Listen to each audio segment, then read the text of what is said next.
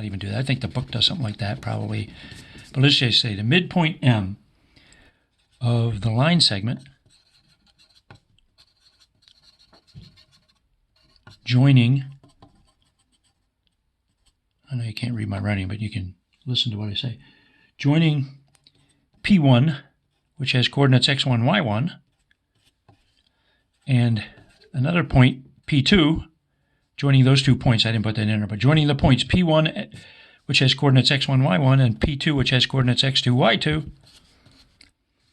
y2, is given by the following formula. The midpoint, the x-coordinate of the midpoint, you add the two x's together, two x-coordinates, x1 from each point, x1 plus x2, and divide by 2. That's the midpoint, or the x-coordinate of the midpoint. To get the y-coordinate, you add the two y-coordinates together and divide by 2. It's kind of like you find the average of the two x's, the average of the two y's. There's the midpoint formula. So for example, here we just had this problem. What was it here? -4, 1 and 2, -2. Find the midpoint of the line segment. I'll just put seg for that. Joining, whoops. I know you can't read that, but I'm saying it. Find the midpoint of the line segment joining, let's say the points -4, 1, which, maybe we'll call P1 again, and the book might do this, P2 equals, I just always put it next to it, but I'll write this one equals, P2 equals 2, -2, same thing, but these 2 points, so you can put an equal here if you want. But let's find the midpoint of the line segment joining those 2 points. We don't even have to draw a picture. I'm going to draw a picture also, but here's the midpoint formula. x1 plus x2 divided by 2, comma, a y-coordinate y1 plus y2 divided by 2. Call one of the points x1, y1. The other one's x2, y2. Doesn't matter which. So the midpoint is x1, -4, plus x2, 2, divided by 2, comma, that's the x-coordinate. Add the y's, 1 plus a -2, divided by 2. That's a y-coordinate. So the midpoint has coordinates -4 plus 2, that's -2, divided by 2, -1, comma, -1 minus 2, -1 over 2, -1/2. Let me draw you a picture, show you what's going on here.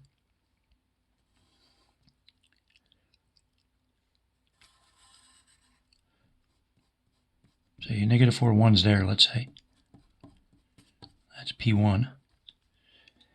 And 2, -2 is somewhere down here. Here's a segment joining them.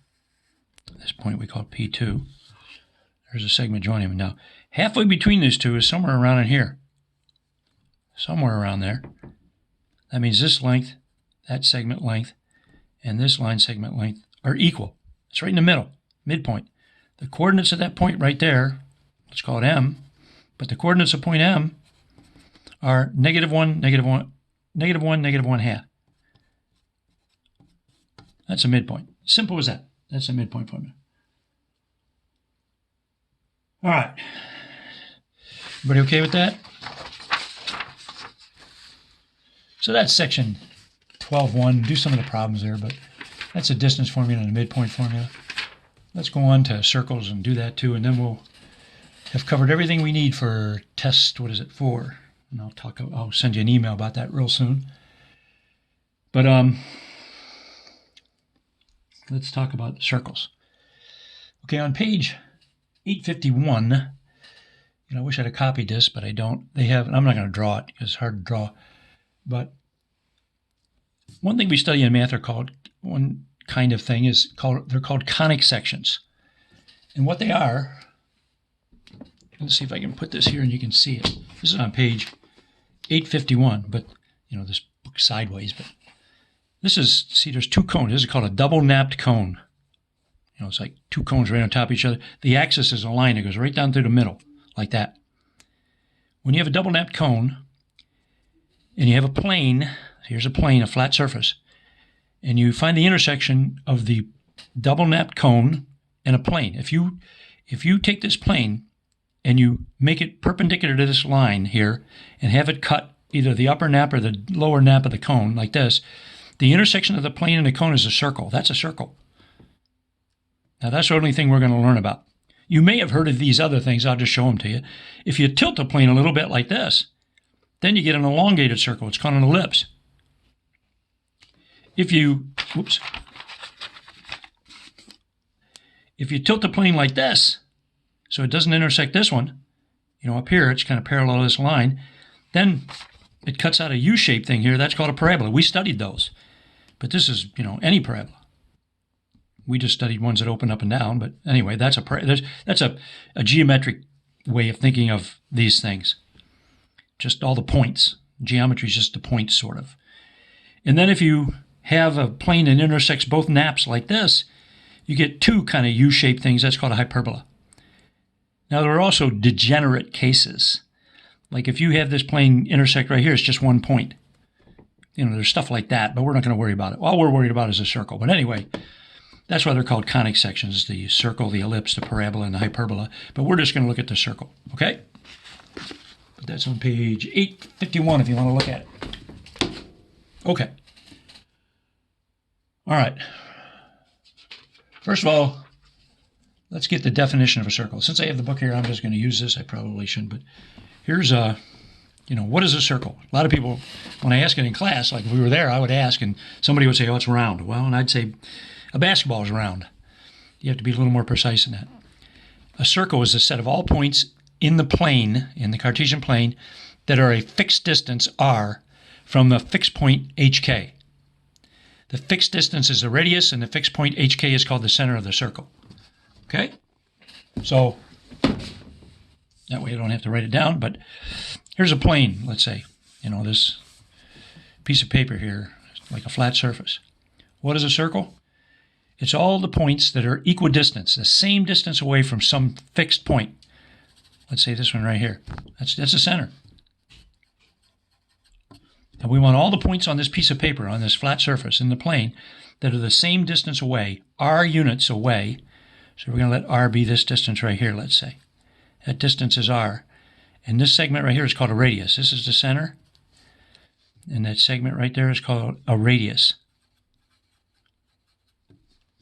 So if I took a piece of string, for example, and held it right here, tied it onto my pencil this distance, and put the pencil like this, and then spun it around.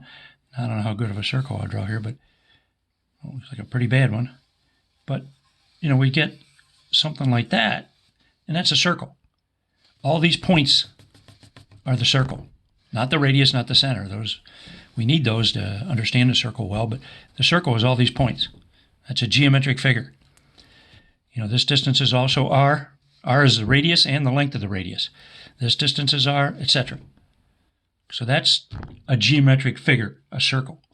All the points in the plane that are equidistant, same distance away from one special point called the center. And if the distance is r, then, all these points are r units away, and there's an infinite number of them. And that segment from the center out to the circle anywhere is called a radius. There's an infinite number of radii, an infinite number of them. Okay, so that's what it is. That's the definition.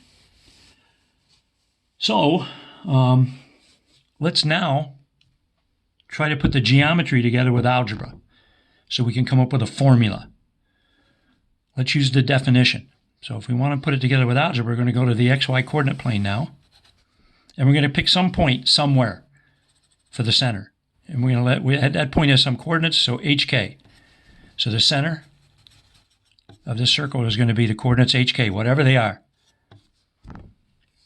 And then we're going to let r equal the radius and the radius and also the distance from center to circle. So r is going to be the radius. So, for example, if this is the center and this point over here is r units away, if this distance is r, this point right here is going to be on the circle. And I can make the circle again by taking a piece of string, holding it here, attaching it to my pencil, keeping that string taut and spinning it around, forming a circle that has radius r, something like that. It's not the best circle, but you get the idea. This is the center right here.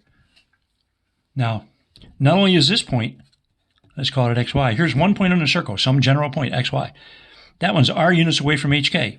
So is this one. If this was an xy, it's r units away. All these points are r units away from the circle, or from the center. Here's the x-axis and the y-axis. So we can use that understanding that the distance from the center to any point in the circle, xy represents all the points in the circle. So the distance from any point in the circle, xy, to hk is r. Hey, let's use the distance formula. What is the distance formula? The distance between 2 points, which is r in this case, equals the square root. Now, we're going to use the distance formula, which is this. Square root of x2 minus x1 quantity squared plus y2 minus y1 quantity squared. That's a distance formula. So here are the 2 points. Let's say this one up here is the x1, y1, and this one right here is the x2, y2. We know h and k are numbers now. H and k are numbers. xy are variables. They represent all the points in the circle. But h and k will be numbers, and r is a number. So the distance given by this formula, r is the distance. So now I'm going to subtract the x-coordinates, x minus h, quantity squared. That's just this part. Plus y2 minus y1 squared. Well, that's y minus k over here, quantity squared. There's the equation of a circle. Now, since there's a square root in it, and by the way, r, if you're really going to make a circle, r is greater than 0. You could say r could equal 0. If it does, you get 1 point. It's like the radius is 0, but, r is greater than 0. And even if it wasn't, it'd be okay to square both sides. But now, since, you worry about squaring, but since r can't be negative, I can square both sides, and I know that it's equivalent to this. So square both sides, and I get this.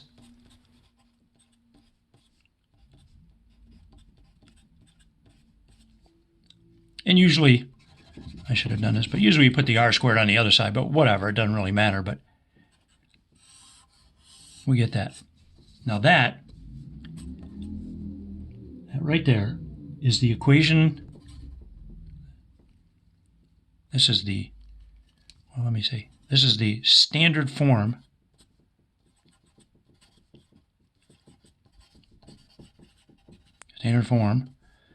of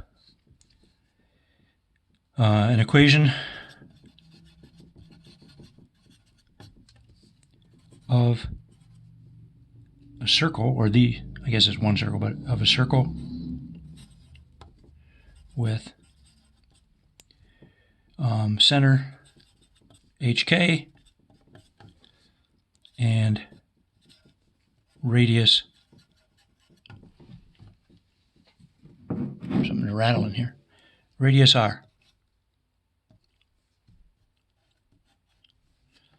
So this is an equation of a circle with center hk and radius r. So for example, if I said, let me take another piece of paper so I have more room. Here, let me fold this so I have plenty of room. Hold on. Okay. So here's that thing we just wrote down here. So let's say I gave you this equation.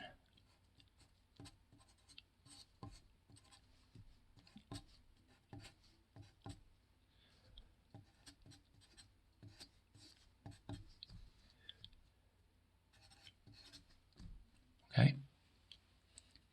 If I gave you this equation, now this is the algebraic way of writing a circle. This is the algebraic way.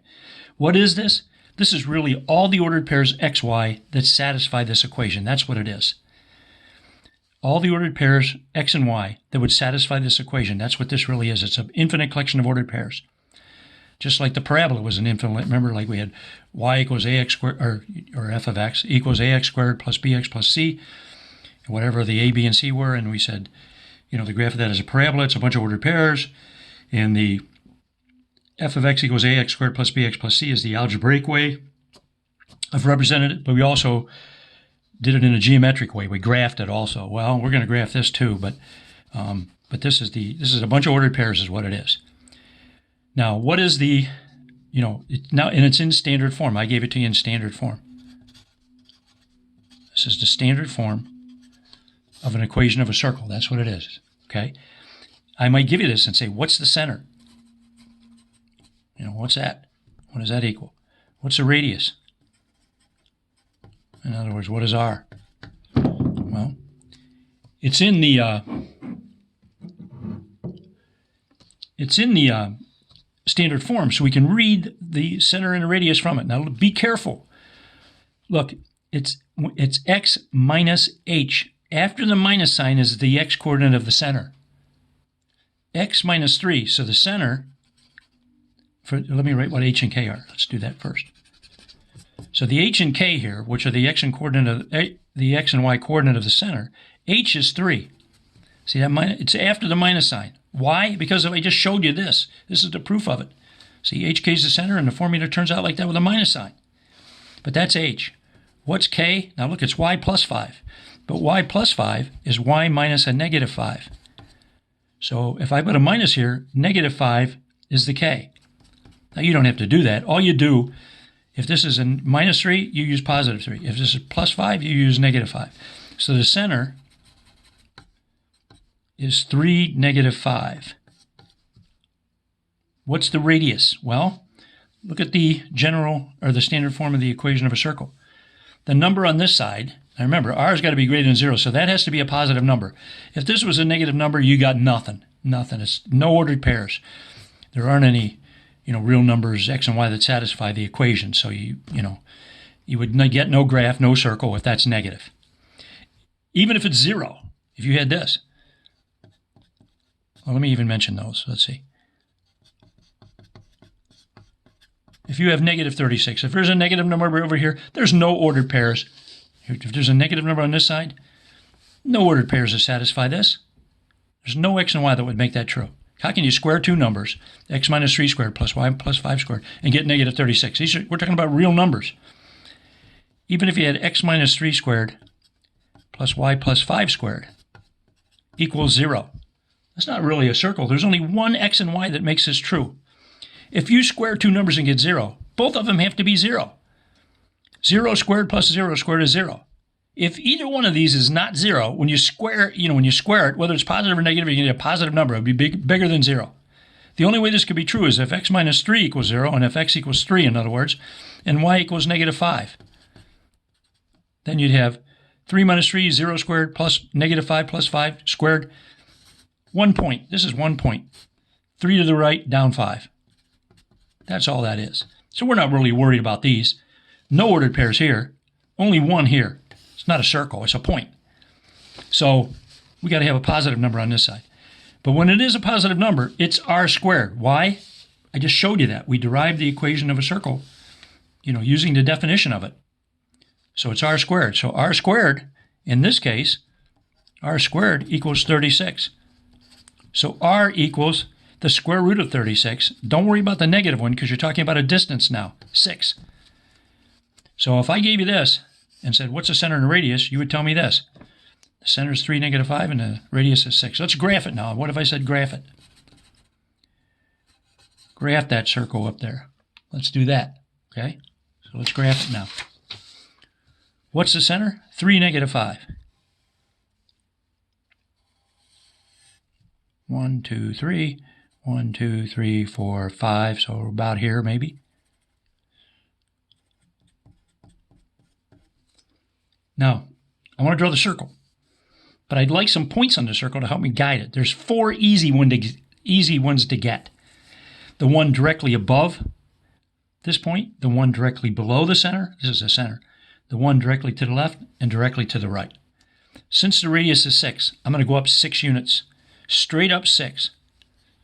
See, negative 5, go up 6, you're at 1, 3, 1. You can count up if you want, but see, it's 5 to the x-axis, and then 1 more.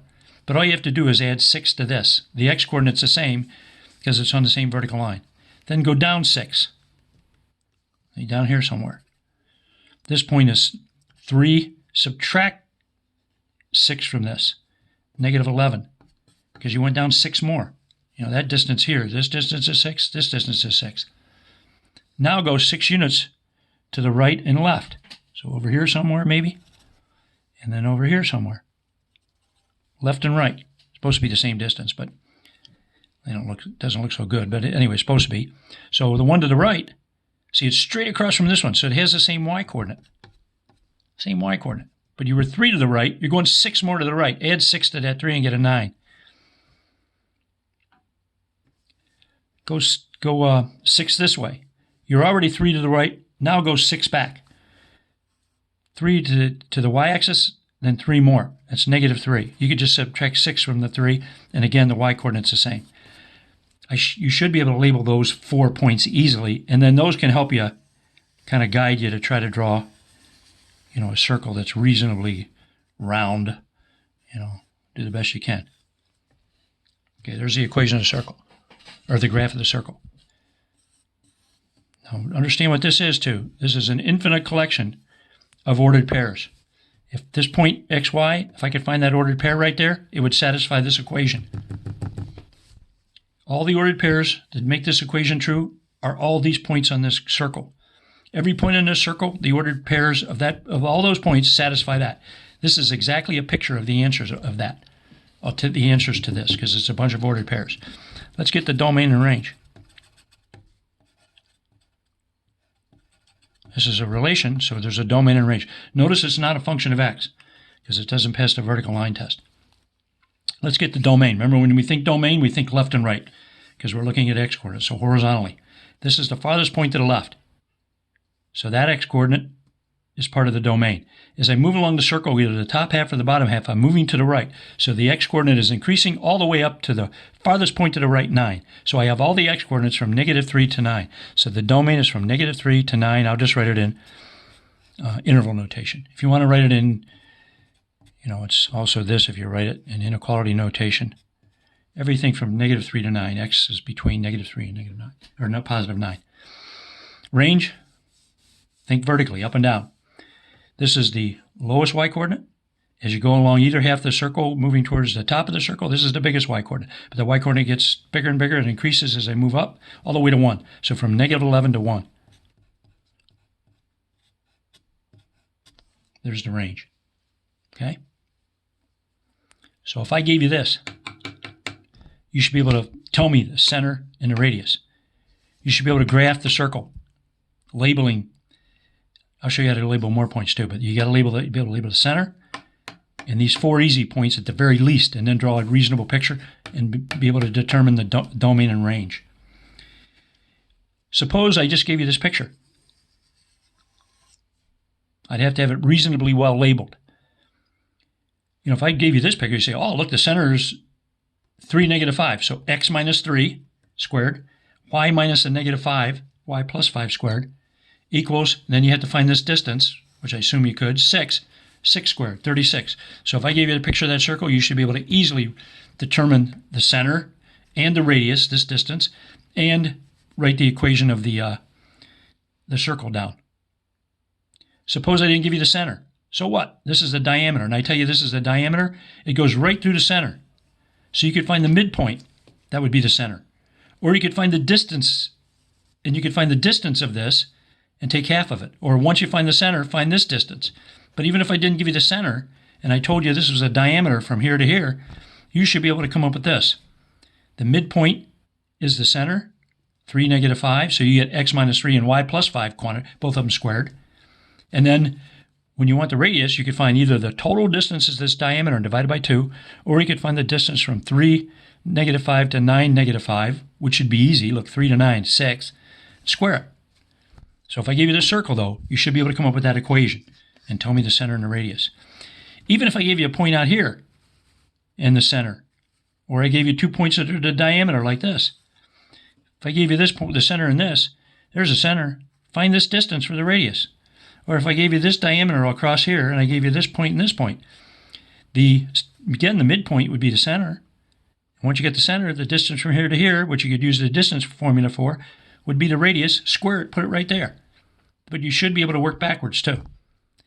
Now, Since this, now remember the center, the circle is really just all the points out here. The center is really not, part of the ordered pairs of the circle. It's just there for reference. But, okay. Now, you should be able to find any point on the circle I ask you to also. First of all, notice, for example, the domain is -3 to 9. That means if I want to find a point on the circle, I could choose an x-coordinate, an x value, but I'd have to pick something between -3 and 9. And then I could substitute in here and solve for the y and get the y coordinates. If I pick something for x that is not between -3 and 9 inclusively, or something for y that is not inclusively between -11 and 1, I don't get an answer for the other coordinate. For example, suppose I pick x to be 10. See, 10 is not in the domain. So if I pick x to be 10, there's going to be no y coordinate that goes with that. Because watch, I'm going to substitute it back into the equation. So I'm putting a 10 right there. So we'd have 10 minus 3 squared, putting the 10 in for the x, plus y plus 5 squared equals 36. 10 minus 3 is 7.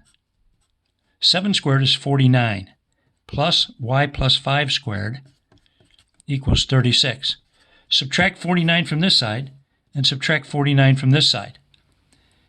What is that? So that's -13, is that what it is? So y plus 5 squared equals -13. A negative number. There's no y's that make this true. We're not talking about imaginary numbers here. If you take square root of both sides, you get y plus 5 equals the square root of -13. That's not real. There's no real y that makes this true. And we're talking about real numbers. So there's no ordered pair with an x-coordinate of 10. Notice, x-coordinate 10 would be out here, 10 to the right. There's no point out here, 10 to the right. You must put a number in for x. If you're going to pick an x and you want the corresponding y or y's, you got to pick an x somewhere in the domain. So let's pick one. Let's pick 4. Like 4 is about here, maybe. So notice there ought to be a point up here with an x-coordinate of 4, and there ought to be a point down here with an x-coordinate of 4. Let's find those. Let's see if I have room to do it here.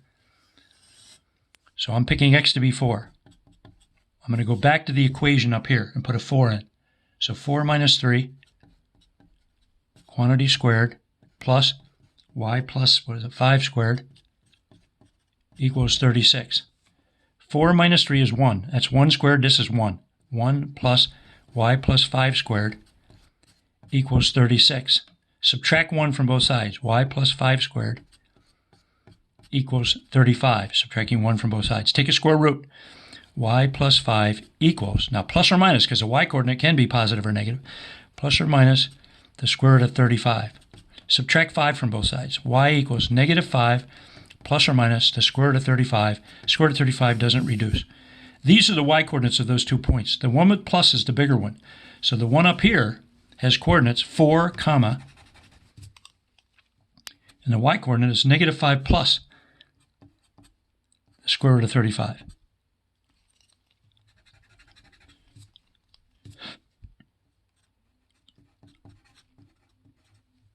Oops, square root of 35. That's the point. And actually, let's see, -5 plus, no, that would be up there. I think it's positive. So it would actually be a little bit above the x-axis. Even though I drew it that way, I wasn't sure until I did this. This point down here is 4, comma, the smaller y coordinate. See, -5 minus the square root of 35. But you should be able to find any point on the circle that you want just by substituting an x in, to get, if you want some x coordinate, just pick it in here, in the domain, between -3 and 9, inclusively, plug it in and find the y coordinate goes with it. If you pick -3 or 9, you're only going to get one y coordinate. But you pick anything in between, you get 2.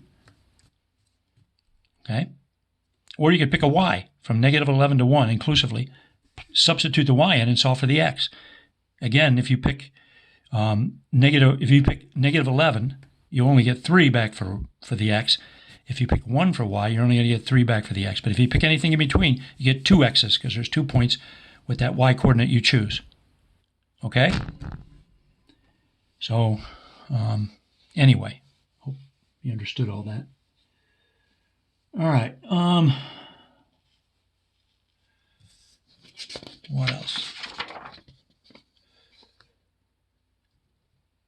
Okay. Suppose so this one I gave you. I could say something like this. This is kind of the same thing, but, well, here, I could just say, I could do it like this. I could say, find the equation of the circle with this center and this radius. You should go from there back to this. You say, okay, you memorize this. There's a standard form for an equation of a circle. So you put 3 in for h. That's x minus 3 squared. Then you put negative 5 in for k. That'll be y minus a negative 5, which is y plus 5 squared. Then you put the 6 where the r is. 6 squared is 36. So if I gave you this, you should be able to go back to the circle also. You should be able to, again, if I give you any one of these, you should be able to do the other ones. If I give you this, you should be able to come up with the equation and graph it, tell me domain and range, find more points. If I give you the graph, as long as it's graphed well enough for you to determine the center and the radius, you should be able to find those and come up with the equation of the circle, etc. Okay? All right. Here, I'll just do this on here.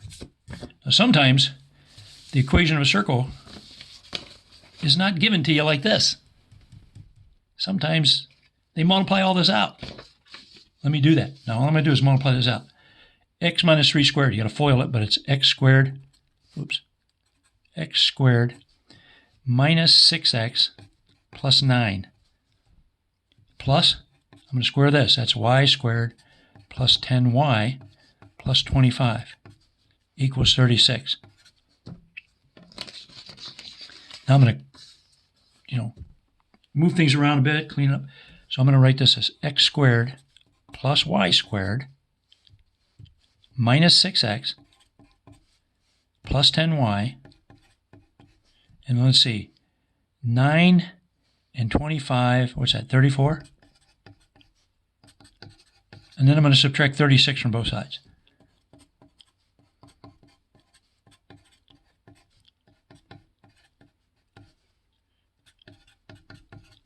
This is the same circle as this one. It's just all multiplied out and rearranged a bit.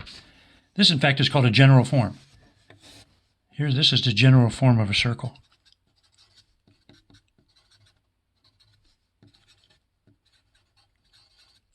It looks like this. X squared plus y squared plus some number times x. I don't know if I have room to write it here. Plus some number times y. Say b. Plus by plus some number c equals 0. They can be written like that. See, here, 1x, 1y.